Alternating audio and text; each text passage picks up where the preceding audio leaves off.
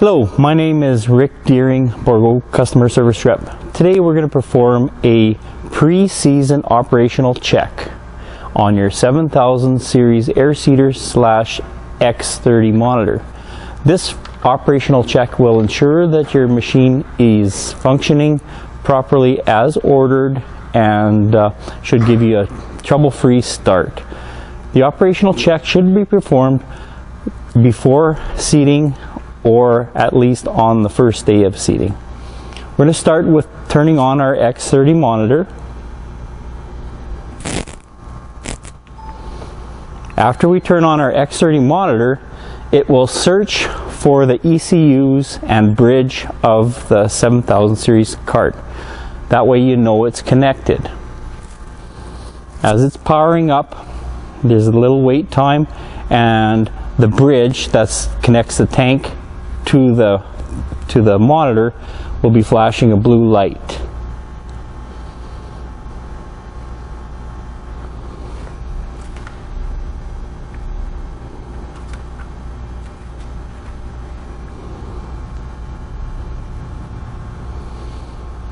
As it powers up, we'll be looking for a green indicator telling us it's searching for the ECU and it's found it. If at any time that indicator is orange, that indicates it has not found the ECU and we have a problem. This process can take up to 15 minutes at times. So normal time to find the ECU would be 4 or 5 minutes.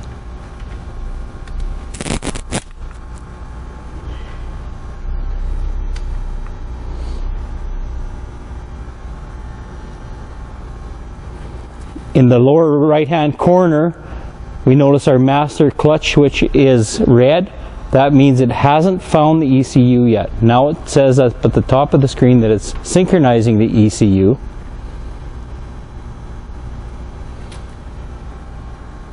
And as it finds the ECU, you'll notice that our clutch indicator turns white.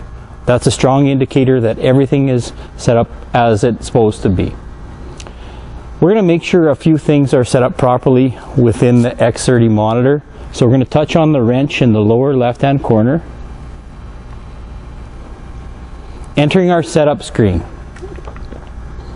Then we're going to touch on the user button, the units, and on this page we're just ensuring that all of our units are imperial, unless you so choose to use metric units, but we want to make sure our units are imperial, our pressure is in PSI, and our acre units are in acres, our dry product volume is in bushels, and our dry density is in pounds per cubic foot.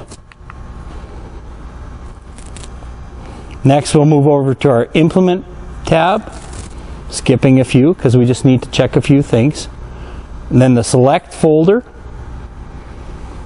and then we're ensuring that the unit selected in the X30 is what matches what we are using. Today we're testing a 7700 5-tank machine with NH3 section control, 2 fans, and it will be coupled to a 3320 76 foot at 10H spacing with high flotation. Next we'll move over to our geometry page, and here the main thing to look for is that symbol A is the implement width in inches matching the drill you have. If you selected a 76 foot unit, it'll auto-populate that with 920 inches. If you had sectional control, your implement size setup would be done in individual sections. To do that, please follow the procedure outlined in the operator's manual for your X30. We will skip over to the switch box, and on the switch box we have the ability to change from virtual to cabin master switch by selecting it here. Because all of the units come equipped with a 6-channel master switch, we would like you to test it with that. If you so choose to not use that, you'll come back in here and change it to a virtual screen to use the touch screen to turn on the clutches, so on and so forth. Next tab, we'll move over to the seeder tab, and then the granular tanks, and then the tank button, the general tab. And in the general tab, we want to ensure that our tanks are set up naming tank, and the enabled sequence times we don't have to worry about at this time. The important thing I want you to enter at this time is a preload time of 5 seconds. 5 seconds. Next, we'll move over to tank drive setup, skipping grouping. In the drive setup, we'll move down to tank 1, and we want to ensure that all of our tanks we're testing are 32 pulses per revolution, minimum shaft speed 10 RPM, maximum shaft speed of 1000 RPM, and they have the appropriate metering auger based on what that tank has. So you'd carry on through all of your tanks to ensure they're all configured, all of your dry product tanks. Next, we'll move over to controller setup, and we want to ensure that all of our tanks are set at minimum PWM of 15%, maximum PWM of 95%, and all of the controller responses at medium fast. You can go to a general setup to set them all the same in this. Custom settings, click on there, and you can set up one tank and the rest will follow, ensuring that all the settings are the same. Next, we'll move over to our product tab at the bottom. Then we'll expand the granular section. Then we have to select wheat, hard red, and canola. To select a new product, you just touch the new product, highlight Bourgault, move forward, select the product we choose to add. We previously added canola and wheat, but we'll add oats to this file just to check. Okay, so touch oats. Now the yellow arrow comes live, touch it. We can rename that oats if we want, but for testing we'll just leave it as is. And then check the mark. Now we have to enter our seeding rates. So the density is auto-populated based on the Bourgault charts. Our product rate increments, that would be our bump up rates.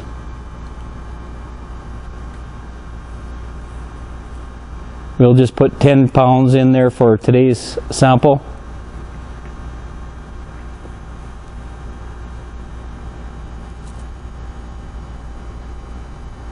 And a preset rate of, say, 60 pounds for today's sample, and a secondary rate of 70 pounds.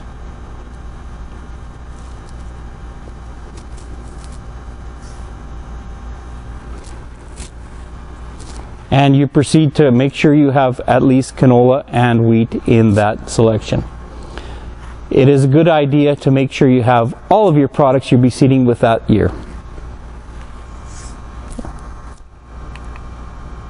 Next step, once we've entered our products, we've done all of the setup functions that we need to do, and we will touch on the running man in the lower left hand corner to enter our main operating screen. We want to select all of the tanks that we'll be testing today. So we've got all 5 of our tanks plus our NH3, our 6th tank. We want to put the product in we want to test out of each tank.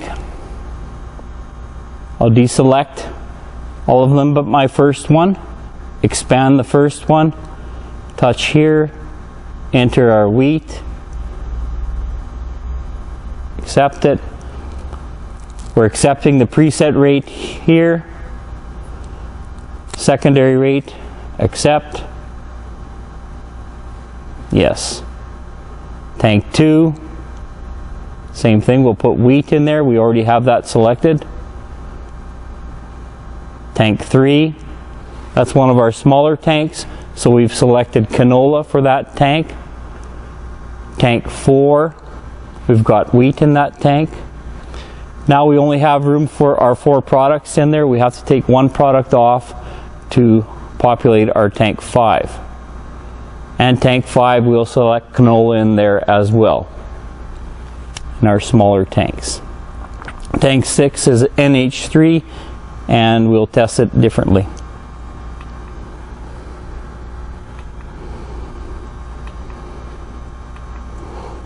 Next, we're going to configure our bottom taskbar dashboard. We want it to display all of our tanks, so we've got it displaying tank 1, 2, 3, 4, 5, and 6. And in order to pick what we want to display in the bottom dashboard so we can see all of them at the same time, I touch tank 1 again, brings up another expanded view. We can display application rate, metering roller RPM for the test, and a calibration factor. All good things to display for your test. So you'd proceed to configure all 6 of your tanks accordingly, then press the check mark. Now we're going to enter our calibration screen, and we're going to go in here to ensure that all of our tank metering augers will turn. So we'll simply touch on the wrench on the right hand side. That'll pop up a different screen. Within that screen is a manual speed adjustment. We want to use a manual speed like we're showing down in the right hand corner to make sure that we can do this operation stationary without having to actually move. So to enter a manual speed, we have to touch this button here and enter a manual speed of 5 miles an hour. Then we'll touch the manual speed, and that pops up a manual speed that we can use later.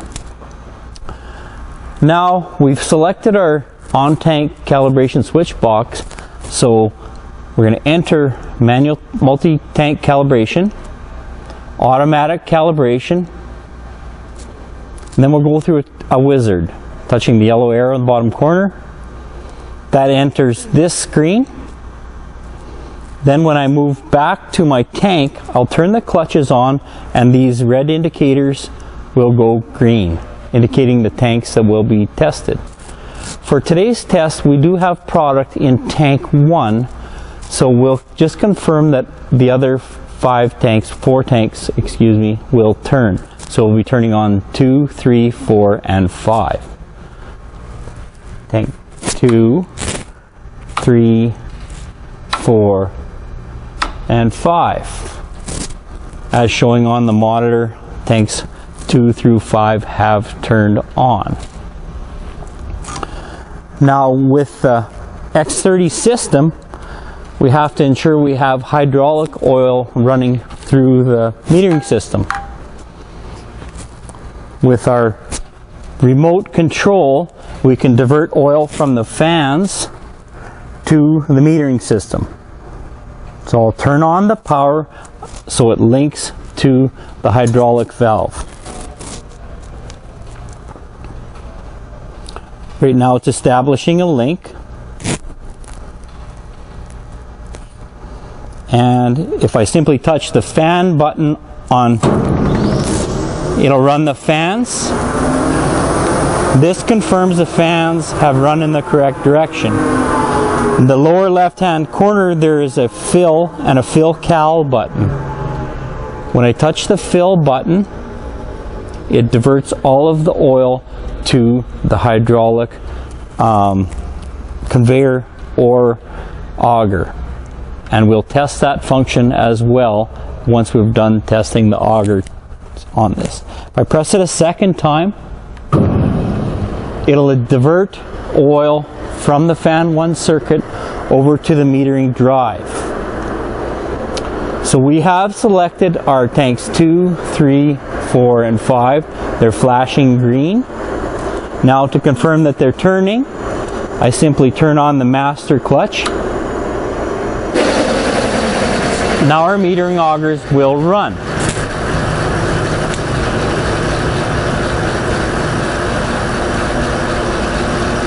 We'll let them run and ensure they're all turning, except for our tank 1 that does have product in and we're not running right now. Then we'll turn off our master clutch. Then we'll proceed to the cab to ensure that it has calculated some estimated weight and RPM. We have estimated weight and RPM. We could reset that weight right here, but we're going to reset it with the reset button on the tank. If you press the reset button till the red light goes out, it should reset those accumulated revs and estimated weight. You'll verify that in the cab, and yes, we have lost that weight, confirming that that function did work as it was supposed to. So we can exit the calibration wizard just by setting the arrows and accepting that. I'll exit this calibration screen so we can have another tank on display. I'll turn off tank 1 and then I'll leave 3. So I've got 2, 3, 4, and 5 on the main display. Down on the dashboard we have all of the tanks on display. As the clutch is depressed, you notice that the indicator will turn yellow. 2, 3, 4, and 5. Okay, now we've tested the calibration to ensure that we are resetting our pounds accumulated and RPMs. Now we're going to go into a functional test to ensure that everything works in a simulated seating situation. So to do that, we have to turn on the clutches for the tanks we want to test. Again, we will not be testing tank number 1. We've got tank 4, tank 5, tank 2, and tank 3 on our main display. We'll be honing in on tank number 4 because we have a preset rate of 100 and then another secondary rate of 350 to test the higher RPM of the unit. We have pre-entered our manual speed of 5 miles an hour, so we will be able to apply product without moving. And again, remember, we won't be running on tank number 1. So, and as well, you can see on the dashboard below, viewing all 6 of our product tanks. So using the 6-channel switch box, we'll turn on tanks 2, 3, 4, and 5. So 2, 3, 4, and 5. Now we'll simply engage our master switch. The light will turn green and the augers will start turning. If you notice at the bottom, at 100 pounds per acre, tank 4 is turning at 205 RPM, 206. If we hit the bump up arrow, it'll increase by 10 RPM. That was previously preset, and the RPMs will move up accordingly. We are at 130 pounds per acre and 273 RPM. Now we are going to test the higher limit, touch the 350 pounds per acre, and the metering auger will turn to a faster speed of 700 plus RPM to achieve that 350 pounds per acre. We'll go back down to 100 pounds per acre, and you would proceed to test all of those metering augers. I'll turn off the master clutch, ensuring all of our metering augers turn off. If you remember before, we set a preload time of 5 seconds. This function would be used to test runs, so on and so forth. In order to do that, we have to have our tanks turned on that we want to run. So we'll leave tanks 2, 3, 4, and 5 on. Our master clutch is off. And then back at the tank, we can simply press the reset button for 1 to 2 seconds.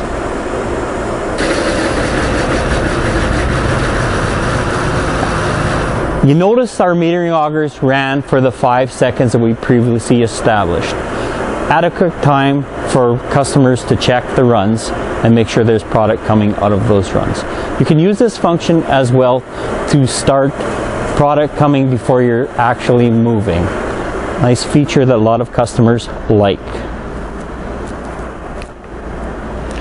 Next, we want to press and hold the reset button to ensure that the metering augers run as long as we're holding the button.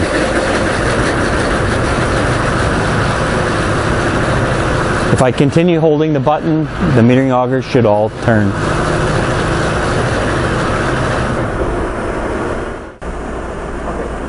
Okay, now we'll be testing the function of our 6-channel switch box. We want to ensure that each is controlling the appropriate clutch. If you notice at the bottom of the screen on our dashboard, all 6 of our tanks are displayed in order, 1 through 6. We'll be testing the function of the switches. If we test tank 1, it'll turn yellow. 2, 3, 4, 5, and 6, ensuring that all our tank switches are working properly. Tank switch is set up for NH3, so it'll be a different operation. We also notice the 4 item tanks we have on our main display have turned green. Now we'll test the function of our master switch, indicated in the lower right hand corner of our X30 is it's white, indicating it's good to go. Turn the master switch on and our tanks will turn on. We'll turn off each one to ensure they turn off. Ensure that each tank is turning off with the appropriate switch. And finally our master can turn off. A very important feature is our remote control. Your 7000 series cart comes with 2 remotes. You can only have 1 remote linked to the 7000 at any given time. We have this link established with this one, and to test these functions we have in the lower right hand corner we have our fill and fill cal button. If I press it once, it is in the fill mode, diverting all of the available oil to our conveyor or metering auger for maximum performance. If I touch it again, it's in the fill cal mode, diverting some oil to the metering auger circuit. If I touch the fan button up at the top, it'll divert the oil to the fans. You want to verify that both fans are turning and the RPM is showing on your X30 monitor. To exit the fan mode, I simply press the fill cal button. When the system is quiet, the oil is being diverted to the metering or to the conveyor / auger. Touch it again, diverting oil back to the metering augers. We also want to test the functions of all of the conveyor functions. So you'd be in the fill mode, and we want to ensure that all of our functions for our conveyor swing, raise and lower, so on and so forth work. It's best to do this function test in a wide open area because it will take you some time to get used to the conveyor movements. We also have 2 speeds for our motor, a slow and a fast. We also want to be running on the fast speed for maximum efficiency, diverting oil from both fan 1 and fan 2. We have a reverse button. We have a kill button. Up at the top we have our main power button, turning this remote on and off, as well as we have a link to the optional scales on the tank. This one here, we can scroll between the different tanks. Now I'm on tank 3. I can scroll to a different tank. I'm moved over to tank 4, showing 0 pounds. If I add some weight, the weight should accumulate on the display. We have the ability to tear off each individual tank to ensure that we can take our weights to the cab and re-enter them into our X30 monitor if we so choose. We'd also like you to test the function of your scales and the link to the remote. This remote links to the scale on the cart. The way our scales work, we have load cells on the 4 spindles and 1 common tank. So if the customer chooses to use these weights for his benefit, he has to tear off as he fills each tank. We're displaying on tank 1 as the indicator shows. If we press the skull button, it'll move to tank 2, 3, 4, and 5. The scales do not link to the X30. The only link is to the remote. In order to divert oil to the metering circuit and our fill cal, we have to have this conveyor run in the run position. But you want to ensure that this is turning on and off, because we do not want to have this in the run position when you take off down the road and have your conveyor possibly move because you've bumped some buttons. So simply hit the stop button and our fans should run.